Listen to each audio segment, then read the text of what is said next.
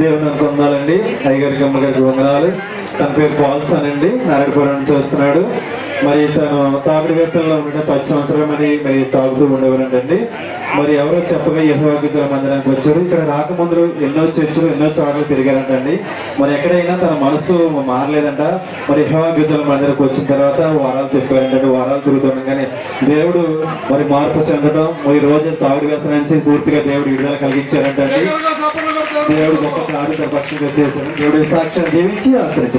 Sir Paul's sir అటు sir ఎన్నాళ్ళు తాగుతూ ఉండేవాడివి? 10 సంవత్సరాలు. 10 సంవత్సరాలు. అనేక చర్చలకు వెళ్ళావు గతంలో? చాలా మంది తెలియదు. ఎక్కడ ప్లేస్ చెప్పగలవా? కనుకో, చక్రపేట, బెంగళూరు, హైదరాబాద్, టవర్లో చాలా సార్లు తిరిగాను. అన్ని చోట్ల తిరిగావు. వచ్చిన తర్వాత నువ్వేం మార్పు చెందావా? దేవుడు 19 చెప్పారండి. కానీ వారాలు తిరుగుతున్నాం కానీ చెక్ చేసుకుని మళ్ళీ సాయంత్రం తాగేవాడిని. ఓకే. కానీ ఏదో 7 వారాలు తిరిగాక అన్నింటితో ప్రార్థన చేసుకుని నా జీవితం ఇస్తున్నా ఇంకా అలాగే ఉంటుందని ప్రార్థన చేసుకుంటే నేను అలాగే గృహానికి వెళ్ళే ముందే మార్గ మధ్యలో దేవుడు గొప్ప మార్పు ఇచ్చాడండి.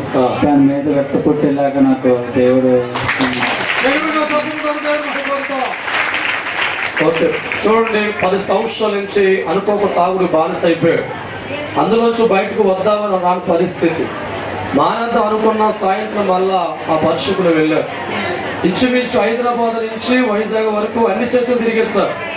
చివరికి మందిరికి వచ్చిన తర్వాత దేవుడు 19 వారాలు చెప్తే 6 వారాలు తాగుతూనే ఉన్నాడు. 7వ వారం సగం దారిలోకి వెళ్ళాక ప్రభు ముట్టి తప్పకూడదు.